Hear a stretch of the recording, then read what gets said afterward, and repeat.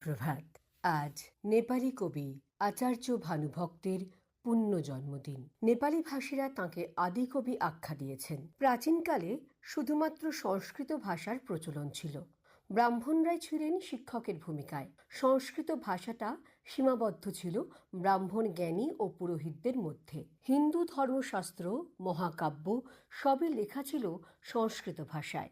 ভানুভক্তের জন্ম 1814 সালে এক শিক্ষিত পরিবারে।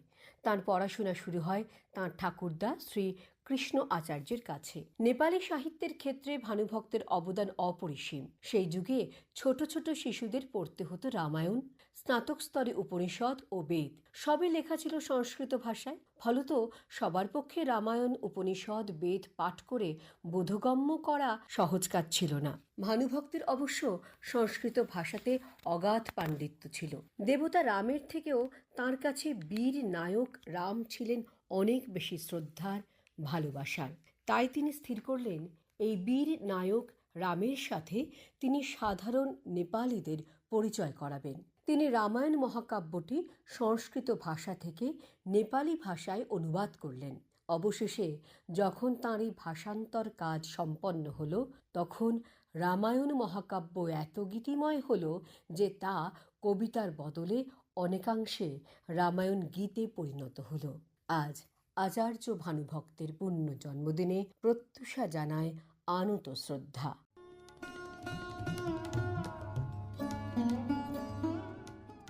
জুলাই মাসে প্রত্যুষার বিষয় ভাবনায় রয়েছে জীবন মানে পদ্মপাতায় জল। বিষয়টিকে নিয়ে আজকের প্রথম ভাবনা লিখে পাঠিয়েছেন সৌমিক চক্রবর্তী, সুভাষনগর, ময়নাগুড়ি, জলপাইগুড়ি থেকে। লিখছেন, প্রিয় প্রত্যুষা, পৃথিবী যখন স্বার্থের সংঘাতে দীর্ণ, আমরাই যখন বিধ্বংসী মহাস্ত্র নিয়ে তাণ্ডবে লিপ্ত, তখন রবীন্দ্রনাথকে বড্ড মনে পড়ে।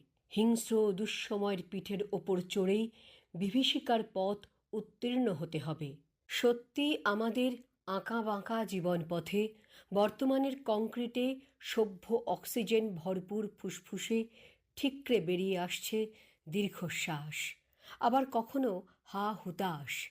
চলমান জীবন অতর্কিতে স্তব্ধ হয়ে পড়ছে। ভবিষ্যৎ সোনালি না হয়ে বর্তমান কখন যেন স্মৃতি মেদুর অতীতে রূপান্তরিত হচ্ছে। লক্ষ্যহারা পথ, জীবন হয়ে যাচ্ছে দিশাহীন। তুমি ঠিকই বলেছ, এই অনিশ্চিত জীবনে আসছে কালের ওপর নির্ভর না করে আজকের দিনটি উদযাপন করা উচিত। নিজস্ব অস্তিত্বকে সর্বোত্তম প্রমাণ করতে প্রাতঃস্মরণীয় মহাত্মাদের জীবন কথা পড়তে হবে। যে মহাত্ম ও বাণী যুগে যুগে অনুরণিত হয় আমাদের অন্তরে, সেই সূচি সুন্দর পবিত্র ভাবে আমাদের মনের কলুষ দূর হবেই। আমাদের দৈনন্দিন জীবনধারায় কোনো বিশেষ আদর্শ এনে দেবে নতুন তত্ত্বকথা। দিনাতিদিন সংক্ষিপ্ত কিন্তু মূল্যবান এই জীবনযুদ্ধে জয়ী সার্থকনামা জীবন কাহিনী রচনা করতে পারি কিছু ভালো কাজের মধ্য দিয়ে। নিজেকে উৎসাহ দিতে রক্তদানে ব্রতী হতে হবে। নিজের স্বপ্ন সফল হোক পরহিতে। প্রতিদিন প্রতি মুহূর্তে সুস্থ রুচির প্রকাশ ঘটিয়ে আনন্দিত প্রাণে এগোতে হবে। অপ্রত্যাশিত ঘটে যাওয়া যে কোনো পরিস্থিতির সামাল দেওয়া মন তৈরি করতে হবে। কবি কামিনী রায়ের বিখ্যাত কথাগুলো, পরের কারণে স্বার্থ দিয়া বলি, এ জীবন মন সকলই দাও, তার মতো সুখ কোথাও কি আছে, আপনার কথা ভুলিয়া যাও, স্মরণ করে কীর্তিমান হতেই হবে। মানুষ বড় কাঁদছে, তুমি মানুষ হয়ে পাশে দাঁড়াও। মানুষই ফাঁদ পাচ্ছে, তুমি পাখির মতো পাশে দাঁড়াও। কবি শক্তি চট্টোপাধ্যায়কে প্রণাম করে তোমার সুরে সুর মিলিয়ে বলি, মনের দাবদাহে মানুষের সেবাই টলমল জীবনে সার্থক বর্ষামঙ্গল। শুভেচ্ছান্তে সৌমিক চক্রবর্তী, ময়নাগুড়ি, জলপাইগুড়ি। ভাবনাকে লিখে পাঠিয়েছেন চিত্রা পাল, আর্যাবর্ত, ডিবিসি রোড, জলপাইগুড়ি থেকে। প্রিয় প্রত্যুষা, আচ্ছা, পদ্মপাতায় জল দেখার অভিজ্ঞতা আছে? জলের ওপরে মেলা সবুজ পাতার ওপরে বিন্দু বিন্দু জল করে টলমল টলমল, সূর্যই আলোয় করে ঝলমল ঝলমল। কিন্তু পাতা থেকে টুপ করে জল গড়িয়ে জলে মিশে গেলে তাকে আর খুঁজে পাওয়া যায় না। মনে হয় এই তো ছিল, এই আর নেই। প্রবহমান জীবন দেখে বহু আগে থেকে চলে আসা এ কথার অর্থ বুঝতে পারি। আগে এত বুঝতাম না, কিন্তু এখন ঘটে যাওয়া ঘটনা প্রতি মুহূর্তে মনে করিয়ে দিচ্ছে আমাদের পার্থিব অবস্থান কত ক্ষণিকের। সম্প্রতি ঘটে যাওয়া বিমান দুর্ঘটনা যেন আবার মনে করিয়ে দিল এই কথাটা। দুদিন পরেই ফিরবে বাড়িতে, তেমনই কথা। সে কথা হয়েই থেকে গেল। বিকট কান ফাটানো আওয়াজে হঠাৎ বিমান ভেঙে পড়ে ওই ছাত্রাবাসের মাথায়। মনে হলো যেন ভোজবাজিতে সমস্ত জায়গা, মানুষ, প্রাণী সমেত সব জীবন নস্যাৎ হয়ে গেল। পড়ে রইল শুধু পুড়ে যাওয়া বাড়ির কাঠামো, জ্বলে শরীরের হাড়গোড় আর ছাইয়ের পাহাড়। যে ছেলেটি চলে গেল সে সেদিন খানিক আগেই কথা বলেছে দুদিন পরেই বাড়িতে যাবে, কিন্তু কি যে হলো, মুছে গেল পৃথিবী থেকে। জল বিন্দু যেমন মিশে যায় জলাধারে, সব স্বপ্ন মিশে গেল দুস্তর পারাবারে। তবে ওই ছেলেটি একটা কাজ করেছিল। ওদের এই প্রত্যন্ত গ্রামের ছেলেদের কয়েকজনকে দুটো করে খাতা আর একটা করে ডটপেন দিয়ে বলেছিল পরের বারে এসে এই খাতা ভর্তি হাতের লেখা দেখবে আর অঙ্ক শেখাবে। এই শেষ স্মৃতিটুকু ওই কয়েকজনের কাছে স্মরণীয় হয়ে রইল। তবে সেও বা কতদিন পুরনো পিন কোড বদলের খেলায়। সকলকে শুভেচ্ছা সহ চিত্রা পাল, জলপাইগুড়ি। লিখছেন অঞ্জলি চন্দ, ঈপ্সিতকুঞ্জ, পান্ডাপাড়া পার্ক মোড়, সম্প্রতি সরণি, জলপাইগুড়ি থেকে। চিরসাথী প্রত্যুষা। প্রথমেই বর্ষাকালের মিষ্টি মধুর বৃষ্টি ধারায় শুভেচ্ছা জানালাম তোমাকে। জুলাই মাসে প্রত্যুষার বিষয় নির্বাচন করেছ। জীবন মানেই পদ্ম পাতায় জল। জলাশয়ের জলপদ্ম, বনে বৃষ্টির সময় আভা গোলাপি রঙের, প্রস্ফুটিত পদ্ম ফুলের মাঝে মাঝে গোলাকার সবুজ পদ্ম পাতার উপরে বৃষ্টির জল টলমল করতে দেখা যায়। ভরসা করা যায় না সেই জল পাতায় থাকবে কি থাকবে না, বা কতক্ষণ থাকবে। মানুষের জীবনও ঠিক তেমনই, এই আছে এই নেই। তাই তো তোমার বিষয় নির্বাচন যথোপযোগী।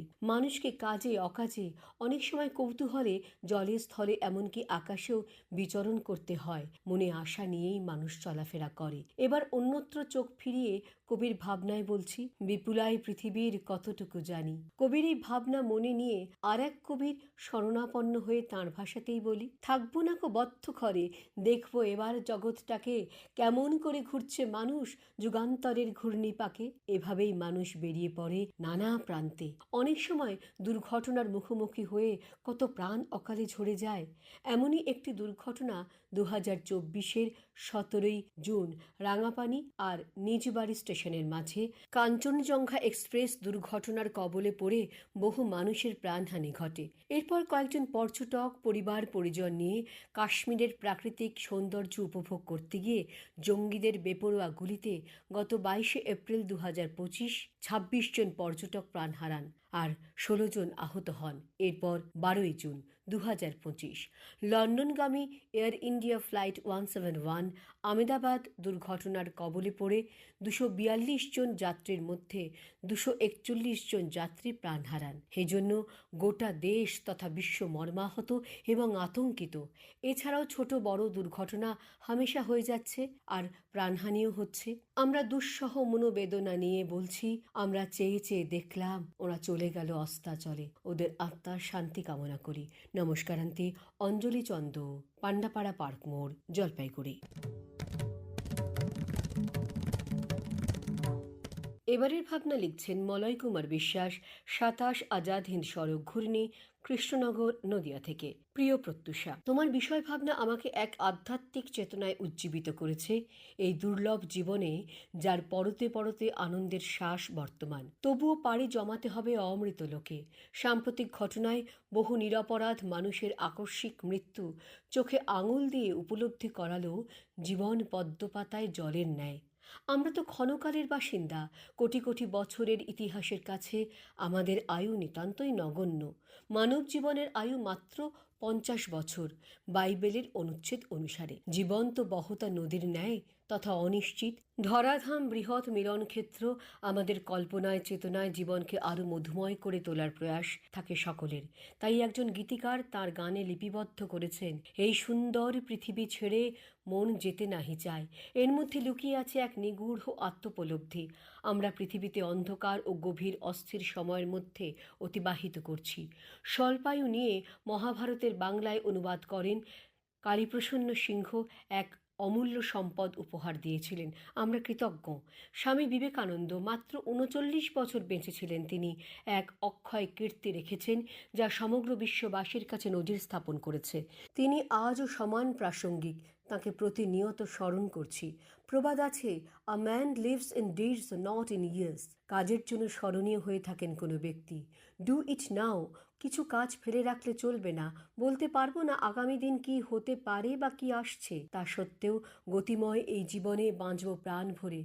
ঘৃণা নয়, হিংসা নয়, ভালোবাসা থাক অন্তরে। সব ঠিক হয়ে যাবে, এই কথা আমাদের ভীষণভাবে বাঁচতে শেখায়। জীবন হোক না জীবন পদ্মপাতায় জল। নমস্কারান্তে, মলয় কুমার বিশ্বাস, কৃষ্ণনগর, নদিয়া। এবারের ভাবনা লিখে পাঠিয়েছেন ঝিমলি নন্দী, ৬২/৩ ইছাপুর রোড, হাওড়া থেকে। লিখছেন, প্রিয় প্রত্যুষা, এ এক অমোঘ সত্য। জীবন একটি পল মাত্র। পদ্মপাতায় শিশির বিন্দুর মতো টলমল করে। বাতাস দিলে গড়িয়ে যায়, রৌদ্র প্রখর হলে শুকিয়ে যায়। কাল যে ছিল, আজ সে নেই। আজ যা বর্তমান, কাল তা অতীত। মর্ত শব্দটির মধ্যেই লুকিয়ে আছে মৃত্যুর বীজ। জীব মাত্রেই তাই মরণশীল। জীবন অনিত্য, ভঙ্গুর, নশ্বর। তাই বুঝি জীবনের প্রতি এত ভালোবাসা, এত টান। বিকালে ঝরে যাবে জেনেও প্রতি প্রত্যুষে বর্ণে গন্ধে নিজেকে প্রস্ফুটিত করে ফুল। ভোরের পাখি আলোর গান গায়। মৃত্যু অবধারিত, নিশ্চিত।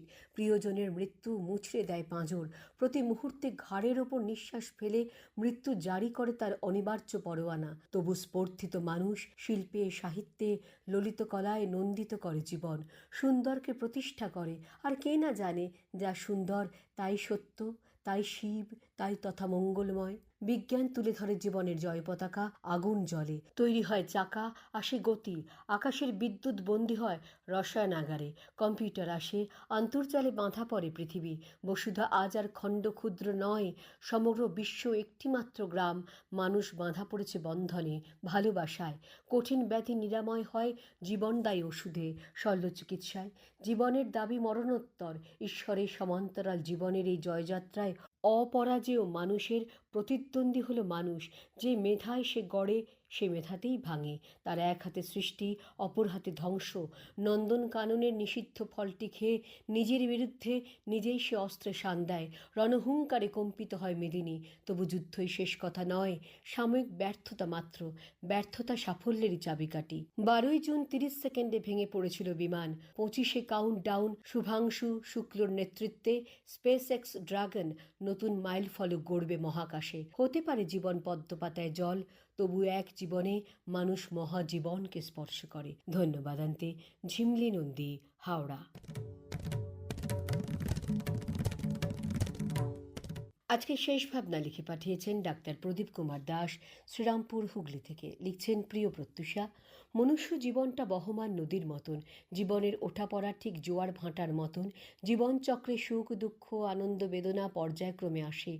পদে পদে বিপদের হাতছানি। একটু এদিক ওদিক হলেই ভবলীলা সাঙ্গ হয়ে যায়। ঠিক পদ্মপাতায় জলের মতো। টলটল করে ঠিক, একটু নড়লেই জল গড়িয়ে পড়ে যায়। বিগত ৩ বছর আগে করোনা অতিমারির সময় সারা বিশ্ববাসীর বোধ হয়েছিল এমনটাই জীবনটাকে ঘিরে। আবার জীবনে সুখের সময় জ্যোৎস্নার আলোকে ধরা যেমন খুশির ছটায় মুখরিত হয়, ঠিক বাগানে হাসনুহানার গন্ধে সারা বাগান মম করে। তখন স্বভাবতেই হৃদয়ে আনন্দ খুশির জোয়ার বয়ে যায়। তখন যেমন আনন্দে উচ্ছ্বাসে উদ্বেল হতে নেই, তেমনি দুঃখের সময় যেমনটা রাতের অন্ধকার নামলেও অন্ধের জ্যোষ্ঠীর মতোই আকাশে তারা নক্ষত্রগুলো যেমন জল জল করে জানান দেয় ধ্রুব সত্যের অস্তিত্ব, সেটাই স্মরণ করিয়ে দেয় আমাদের দুঃখে ভেঙে পড়তে নেই। ঠিক যেমনটা বোধ হয় টলটলে জলটা পদ্ম পাতা থেকে গড়িয়ে পড়লে। ধন্যবাদ আন্তে, ডাক্তার প্রদীপ কুমার দাস, হুগলি। জুলাই মাসে প্রত্যুষার বিষয় ভাবনা রয়েছে জীবন মানে পদ্ম পাতায় জল। প্রত্যুষা আবার আগামী প্রত্যুষে। নমস্কার।